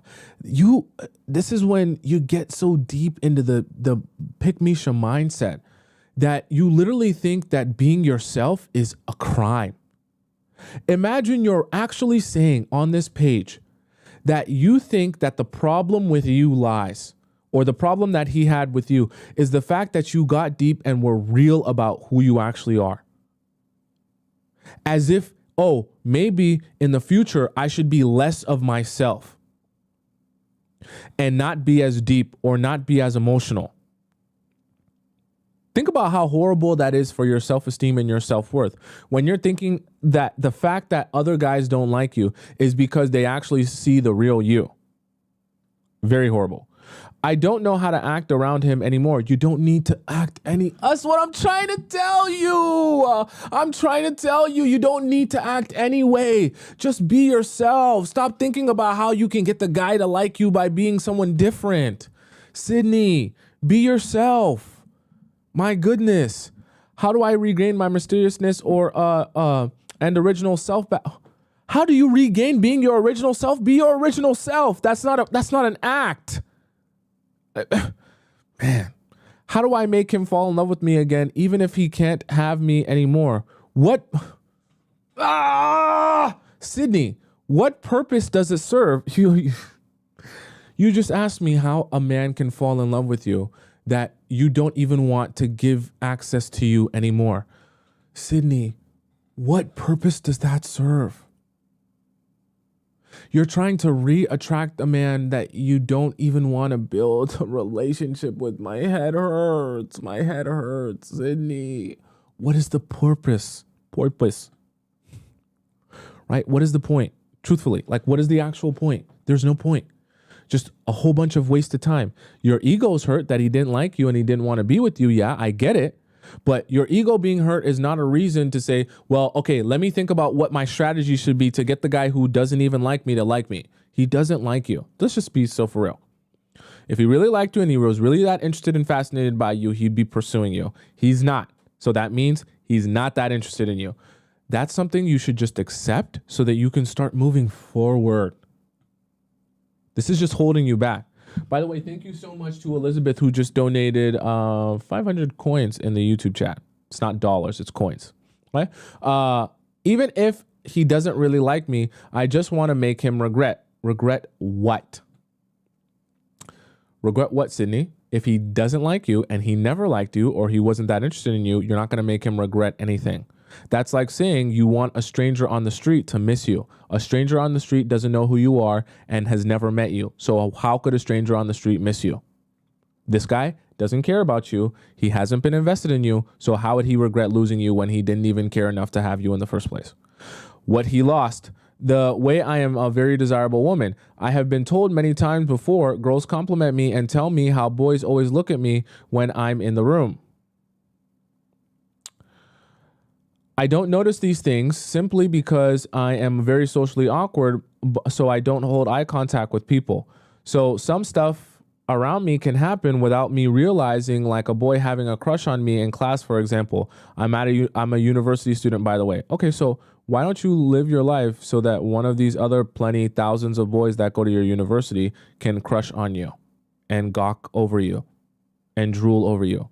If you're really that desirable, I'm not saying that that's untrue. Why are you so hung up on a boy that doesn't want you then? If you're the most desirable woman on campus, this is what I'm trying to explain to you. You do understand that the mindset of a dream woman, the woman that everyone chases, the dream woman is not concerned with a guy who's not even showing the proper amount of interest in her, because there's plenty of other guys interested in her. It's like a function of being the dream woman. You're only accepting the guys into your life that are actually going to treat you properly and be there for the right reasons. Why would you be so concerned with the guy that doesn't like you if you're truly that desirable? It doesn't make any sense. That could happen without me realizing. I wonder if boys also notice that I never look at their direction in the room.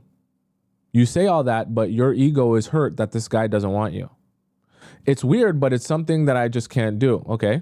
Plus, I know you're not going to like this, but we are a part of the same university club, so we work together, not in a direct contact way. Our group is huge, but we do see each other at events sometimes and club meetings. I mean, it's university. You're going to see the person on campus and whatnot, but I just think that overall, it's a waste of your time. Just a waste of your time. I just don't see any purpose to you trying to figure out how to get a guy to regret losing you when you just finished telling me all the ways that he doesn't even care enough to have you. Getting a guy to regret losing you is about getting him to regret making the mistake of like treating you well and then mistreating you and then allowing things to fall apart in the relationship. But like the process of him regretting losing you is for him to actually at one point have even wanted you in the first place.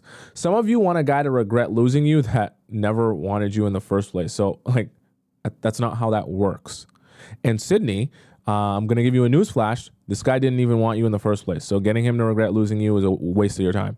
If you're truly that desirable, keep investing that energy into yourself, and then you'll have the guys coming crawling on their hands and knees for you, asking you for a moment of your time, at which point you won't have to try to be anyone different or figure out why a guy shouldn't be on the front of your mind, trying to figure out why someone doesn't like you or doesn't want you. You should be thinking about what you think of the guy that is in front of you, and if you like that guy. Okay. Next here we have, let's see. Who is next? Next. We have so many. I'll just be scrolling and scrolling and scrolling. Cookie says, help, he is confusing me. So 23, female, situation with my baby daddy. Tomisin, I'd really like your advice on this situation. Me and my ex baby daddy have been on and off in a relationship for 6 years. Guys, can you imagine being on and off with someone for 6 years? That is truly going nowhere fast. He will be turning 23 this year, and he'll be turning 26 this year, and I'm 23. Oh my goodness. Wow. So you guys had a baby when he was 20 years old, right? And you were 17? Wow. Okay. Let's go on here. Okay. So the problem I'm dealing with is that he always says stuff like, I'm going for a shower, I'll call you back. And when I tell you, Tomisin, I ended up waiting for his phone call every night without fail, I feel dumb as F because I know he's lying about calling me back. The odd time he actually does call me back, it's not often. This only happens in the evenings.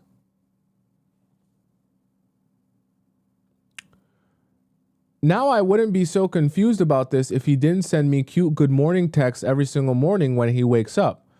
I don't get it. Like, good morning, baby, I love you so much. Hope you sleep well. Sorry, I keep pausing because I'm trying to figure out, like, this is the father of your child, right? What do you, like, what? So you guys, sorry, let me just keep reading. Maybe I have a lot of questions because I haven't read yet. I feel like I'm going crazy. I told him this upsets me like 5 months ago, but he still does this every night. It's weird because I doubt he's so knocked out with exhaustion that he falls asleep every night at like 6 to 7 p.m. and sleeps for 12 hours solid. He does work a physically demanding job, but still, I find time for him every evening when I'm busy.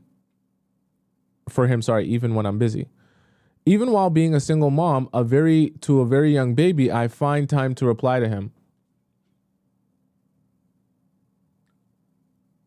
Why are you saying that you're a single, you're a single mom, but the guy is the guy you're not talking about your baby father? Why are you talking about him as if, do you not see him for you guys to interact with your child or like you to hand your child to him sometime? I'm a bit confused. You make it seem as if you're talking about someone that's not the father of your child. That's why the story is becoming very puzzling to me. Because when you're describing him, you're describing it as if your relationship with this guy is so distant and you're wondering why this guy is so distant.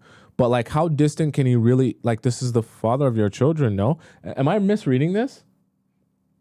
Someone said they're living in 2 different homes. I get that they're living in different homes, but she's saying, I have a very young baby and I find time to reply to him as if like the baby isn't also his. I don't know. It just sounds weird the way you say it like that. I tried a different approach by acting cool and ignoring him until 7 p.m. yesterday. I mean, how much can you really ignore the father of your child? That's why it's confusing for me. Okay. Then I video called him. We talked for a few minutes, and then he told me he was going for a shower and he would call me back. When is he going to tell you about coming to see the child? I'm just really confused. Why are you why are you in like a situationship with the father of your child? I just don't. I'm confused. Surprise, surprise, I didn't hear from him until his sweet good morning text the following day. He smokes weed, so maybe he forgets. I don't know. What is going on? I tried to bring myself to do the same thing to him, but I feel bad. So today I'm trying to force myself to give him a taste of his own medicine.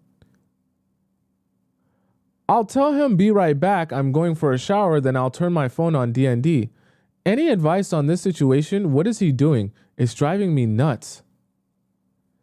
Thanks for reading this. I appreciate your response. Your videos and reactions to things make me laugh.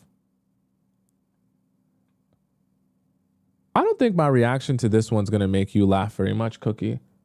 Because what the hell are you doing? You've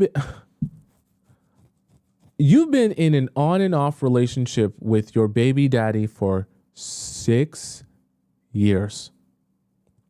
You're closing in on a decade of your life spent in a relationship with a man that has made it clear he doesn't want anything to do with you.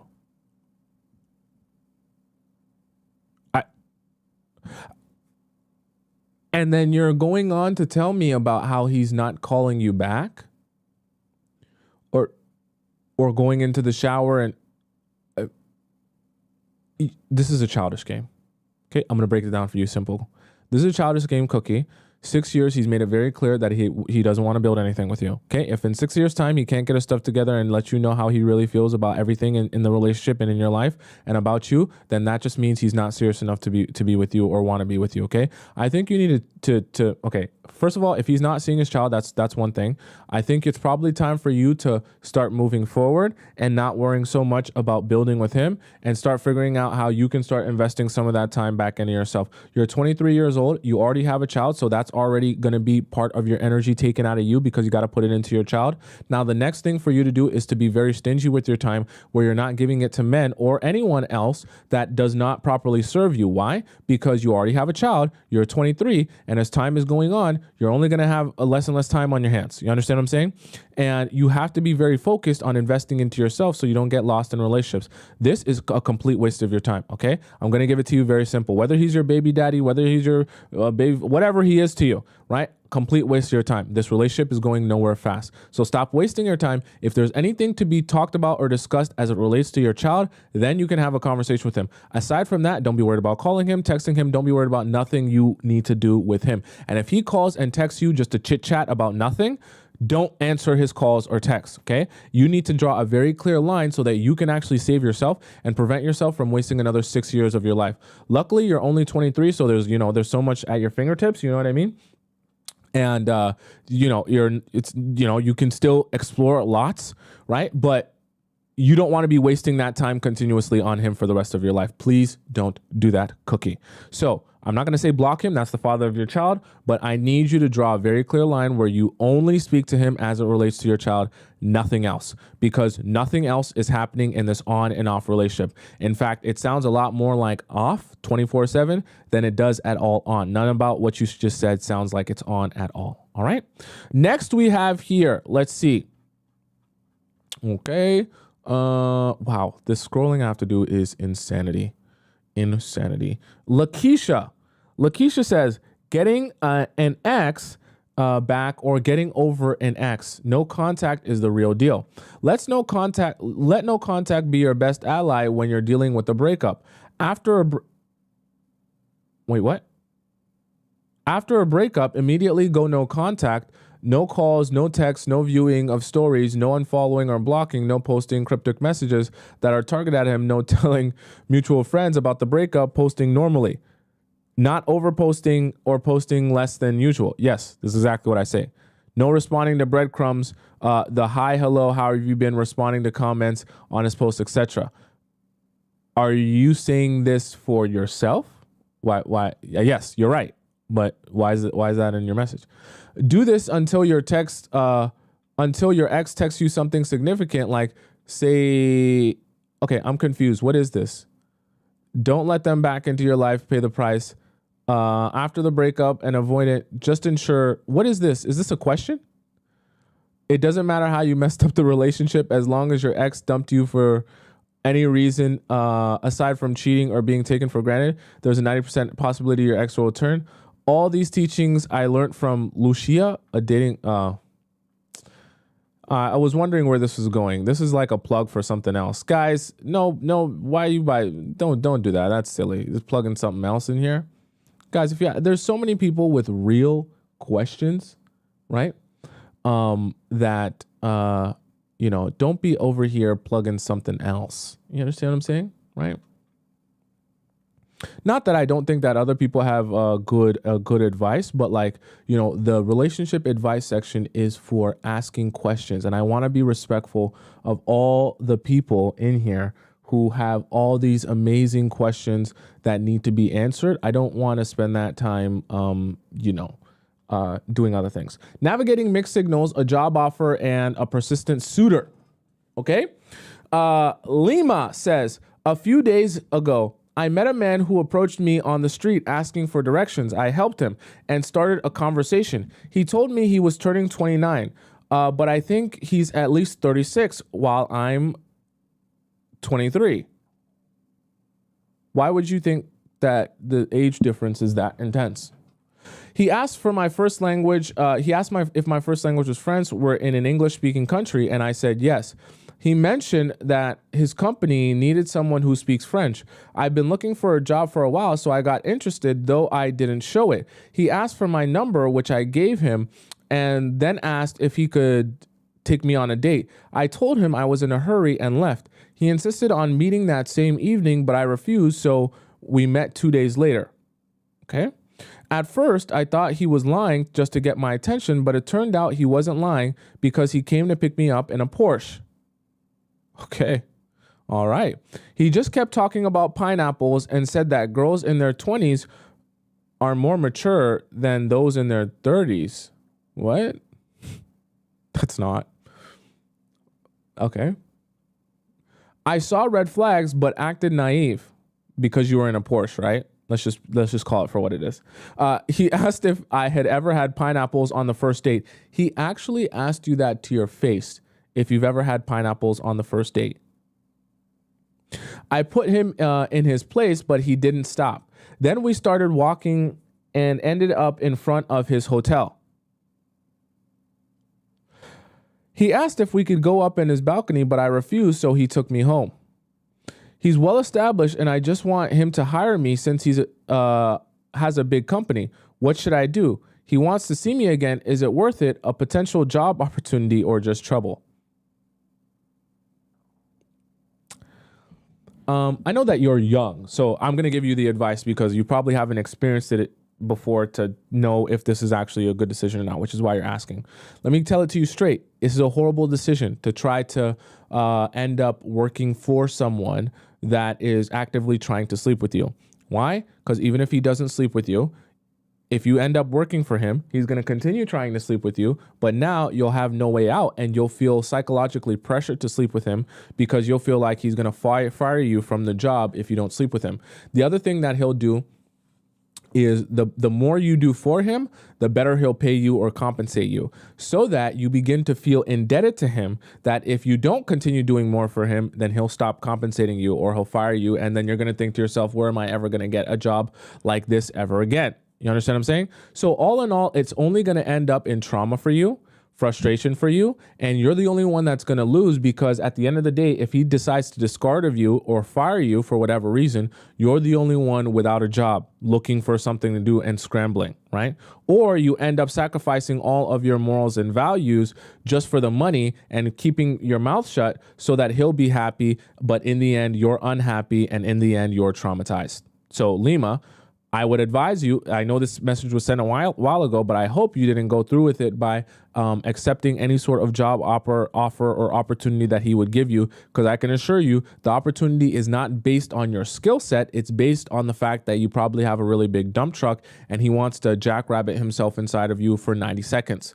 I can assure you those qualifications don't really get you a long-lasting, well-paying job for too long at least, okay?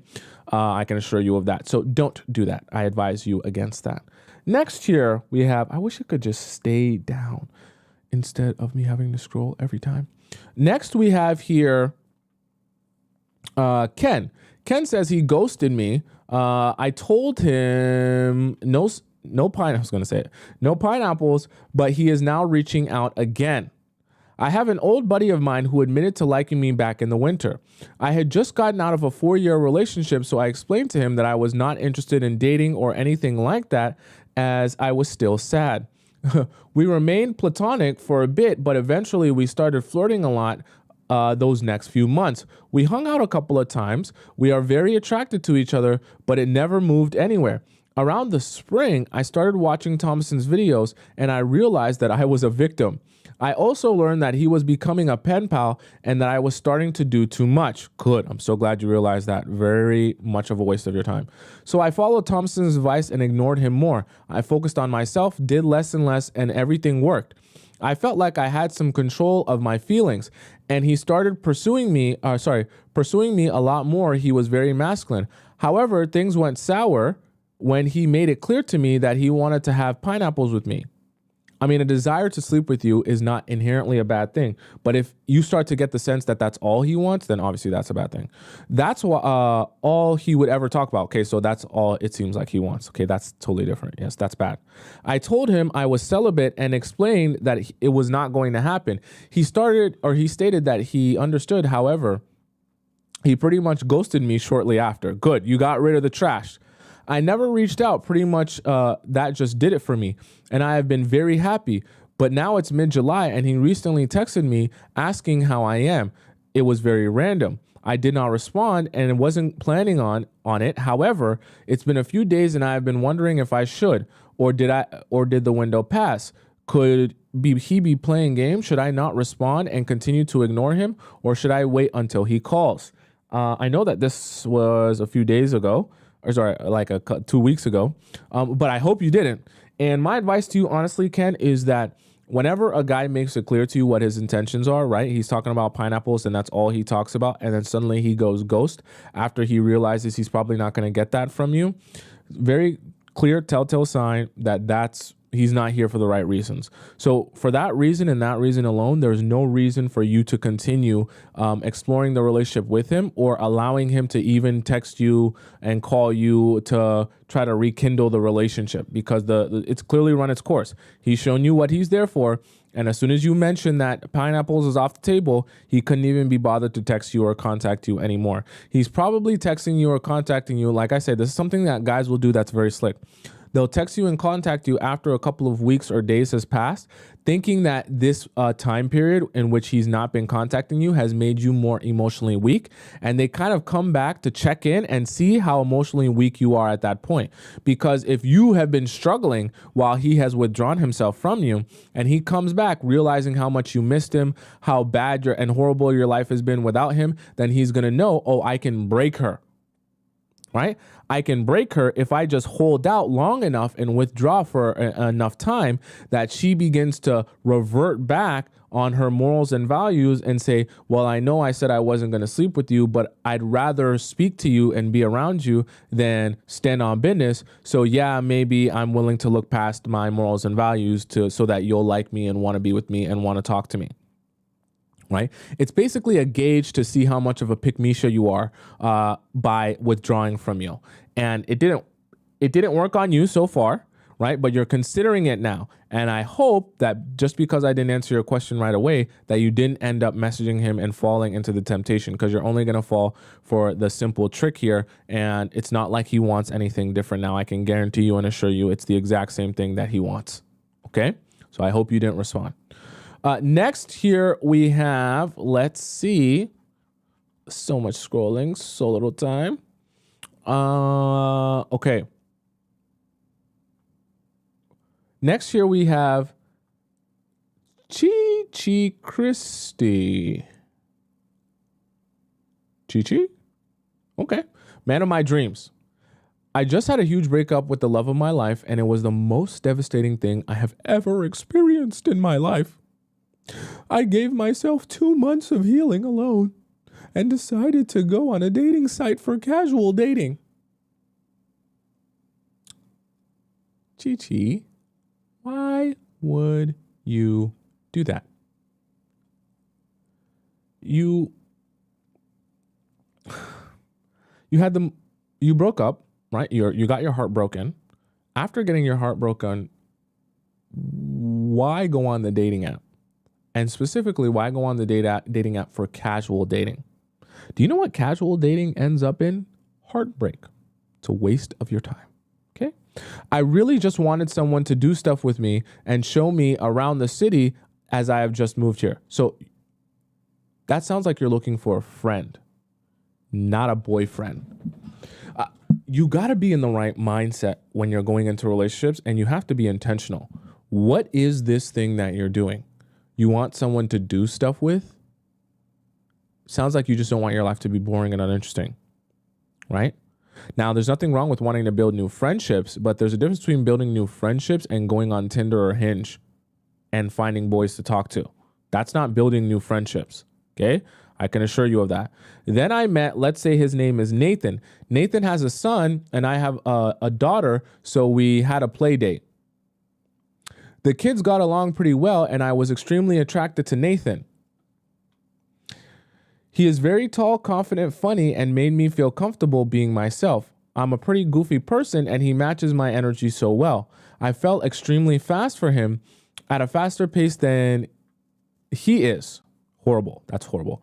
He is super confusing because he is so affectionate with me and wants me around all the time, yet he is reluctant to express whether or not he sees us being in a relationship. That's because he doesn't. Okay? I'm going to spell that out for you. If he can't express you guys being in a relationship, it's because he doesn't envision you guys being in a relationship. Super simple. We both have been really hurt by exes, so I kind of get it. If you've both been really hurt by exes and he's unprepared to be in a relationship, then you're wasting your own time as well. If someone's letting you know they're not emotionally available, then it's a waste of your time to wait around until they're emotionally available. The math is very easy. But I feel like sometimes he compares me to her. Not emotionally available. He's not ready to date. If he gets upset with me, he will say that's something she would have said or something she would have done. Yeah, so he's still hung up on his ex. Not a crime, but he shouldn't be dating. When you realize that, that's when you have to take a step back from people. I expressed to him that it makes me uncomfortable that he keeps talking about her. No, what you should have done is you should have withdrawn. I told him that it feels like he isn't over her, even though it's been 2 years since they split. It doesn't matter. If someone shows you that they're not over their ex, it's not incumbent upon you to start pressing it on them and saying you should be over it by now. If he's not over it, accept that and move forward. Don't try to force him to be over it because there's nothing you can do to make him be over it. The worst part of all of this is she is the mother of his child. That's actually a horror story, what you just described. The guy the girl that got away or the girl that he's still hung up on is the mother of his child. So it's not even like he actually can properly get over her because he's still going to be seeing her. That's like the love of his life. I would leave a guy like that alone. My advice to you, okay? If you honestly want advice from a guy's perspective, if a guy's talking like that about a girl that is also the mother of his child, just go ahead and take several steps back. In fact, run a mile backwards because you will never have any priority place in his life over that woman. Not only is she the love of his life, but she's also the mother to his children. So you can't even speak up for yourself or set any boundaries when he starts seeing her, starts speaking to her, or starts doing anything inappropriate with her because he's going to pass everything off as that's the mother of my child. I can't just ignore her. I can't just block her. I can't just unfollow her. She has to see our kid.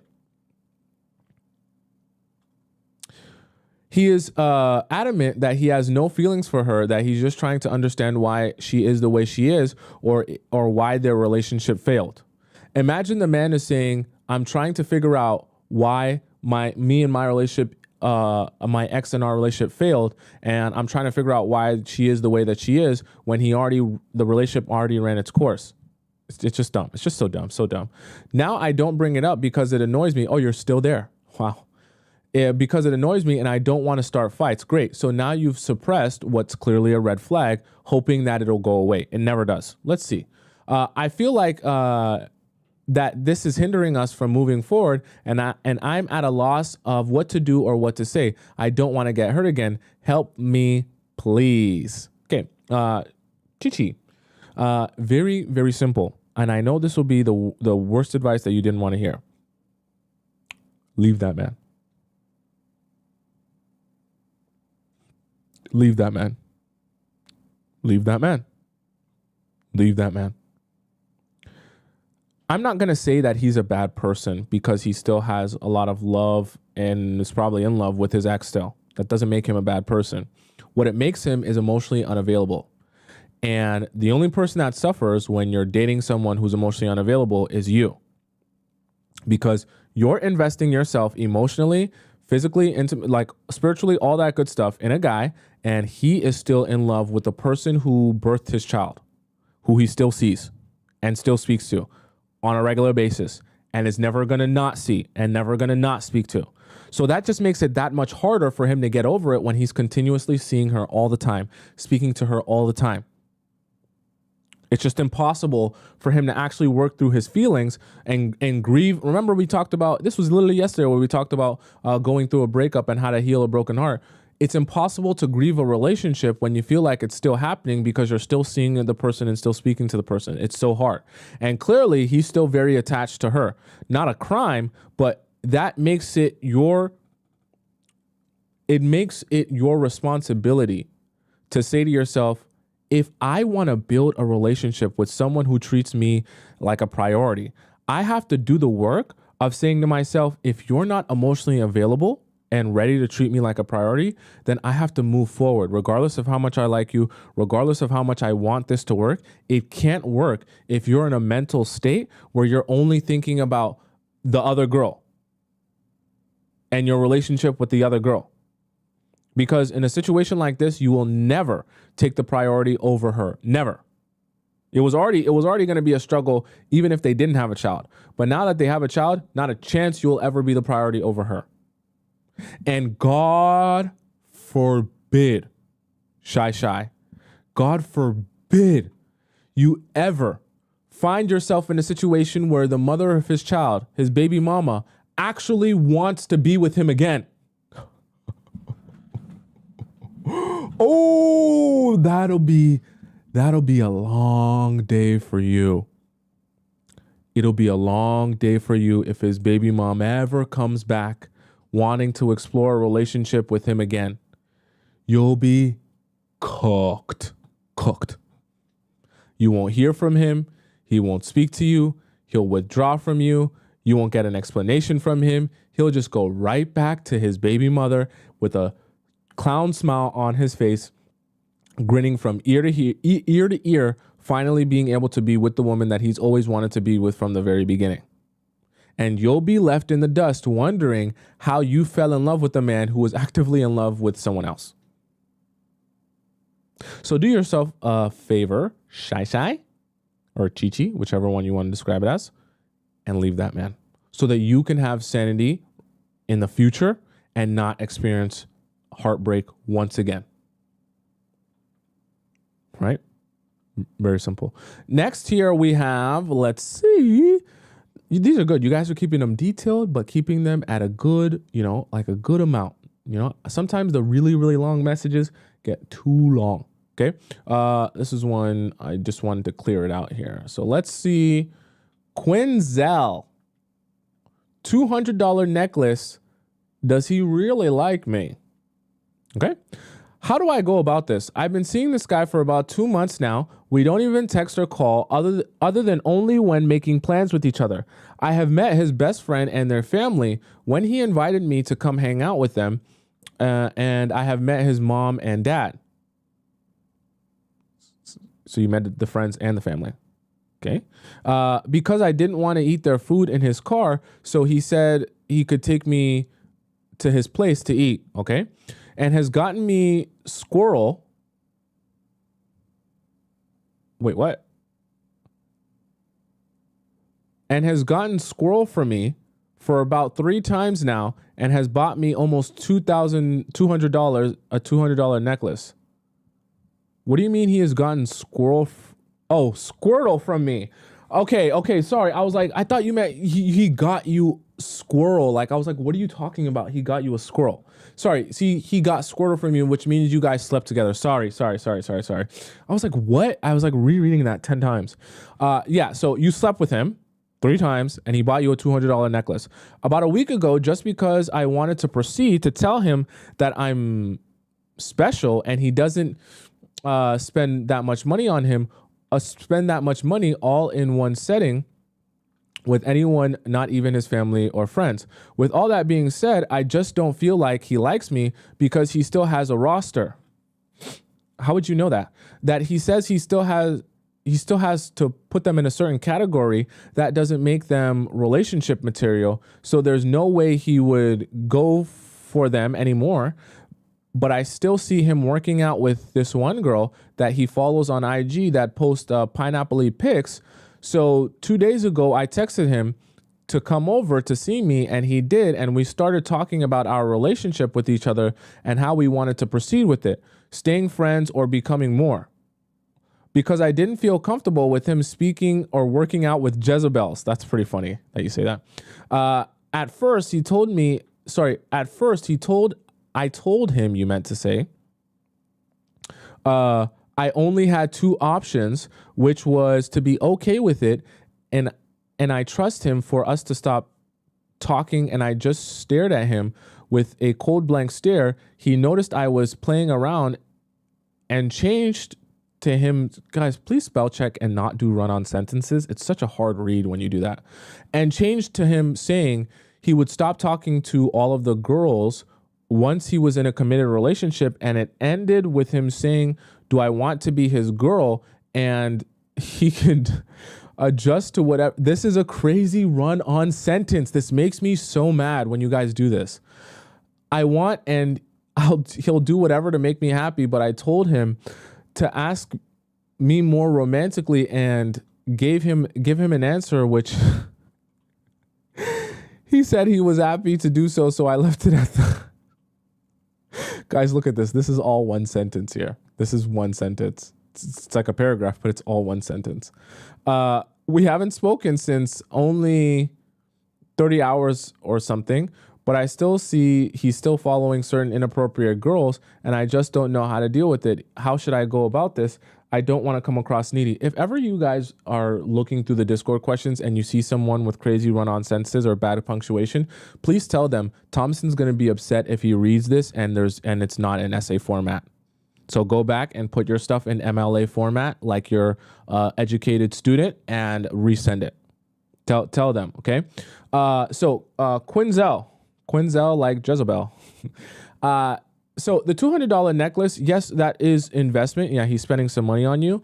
But I just think all of what you said here was an unnecessary back and forth where you basically were trying to convince him why he should want to be in a relationship with you. Like, I get that you're having a conversation with him to understand how he feels, but there's a difference between having a conversation with him about how he feels and trying to essentially convince him to want to be in a relationship with you. You literally have to this is part of the reason why sleeping with him at the beginning is a mistake, because you have no leverage. Because when you get to a point in the relationship where you're saying to yourself, okay, it's been 6 months of us talking, and it doesn't seem like you have any intention of building this more, right? You can then say to him, look, it's been 6 months.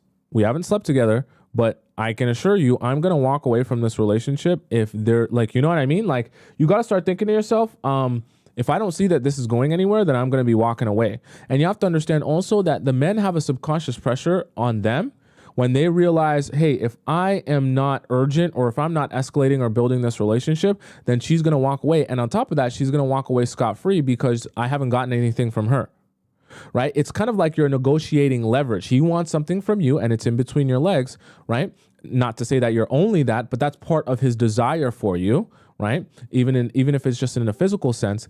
And because he wants something from you, you get to be the one with all the leverage saying, okay, if you want this thing from me, this is how you get it. But the problem is when you give it away very early on, you kind of lose a lot of that leverage. And then now you're in a position where you talked about at this last super run on sentence, where you're basically just essentially asking him, what are we? This is what all that translates to. And you're trying to figure out what are we, and you're trying to figure out how to get him to want to be in a relationship with you. And you haven't spoke now, and it's pretty clear that he doesn't really find you that fascinating that he wants to build a relationship with you. That's not necessarily a bad thing, but I do want you to identify that as the truth so that you can start accepting that and then saying to yourself, I need to take a deep breath in and realize if he really wants to pursue me, he will do that. And if he doesn't, that's a clear telltale sign that he's not that interested. And if he's not that interested, then I need to start thinking about how I move forward in my life so that I can actually see the relationships that I want to see and build relationships with guys that actually care about me and want to commit themselves to me, not guys that I have to convince to like me. Okay, you don't want to be doing that. All right. So that was the show for today. If I didn't answer your question, don't fret, don't fear. I will answer your question on future shows. We do this every single weekday. All right. So don't worry. I'm here every single weekday, Monday to Friday. Now, for those of you who want to send in your question, you want to figure out how you can send in your question into the show so that it can be answered by me and all the other members of the Players Club. All you have to do is, if you're on TikTok, just go into the link in my bio. Once you click that link, you click the join the Discord, and it'll take you right to the relationship advice section where you can ask your question there. And if you're on YouTube, you click that link in the pinned comment or the link in the description below, and it'll do the exact same thing for you, take you right to the Discord, okay? For those of you who are so interested in getting to know more about me and you want to see everything that I'm doing, right up on the top left, if you're on TikTok, is my Instagram name, and you can go follow me on Instagram and see everything that I'm doing there. You can also access it by clicking that link in my bio as well, and you can click my Instagram, all right? And for those of you who are on YouTube, my Instagram name is right down there at the bottom. You can see everything I do on Instagram every single day and catch up with me and how I came to sit on this couch in front of you today. Okay. And for those of you who are on TikTok and you missed part of the show and you didn't get to see it and you want to rewatch it, my entire live show is available on my YouTube channel. You just type in my name. It's right on the top right of my head right there. It's just my name. You type it in on YouTube. You'll find my YouTube page. You go over into the live section and you'll be able to find all of my live shows and this live show and every live show that I've ever done in the past with the YouTube chat and the TikTok chat embedded in the video. So you'll never miss a beat or any piece of conversation that people are having. Look out for Ivy and Ashley. They always have very interesting conversation in the live chat. All right.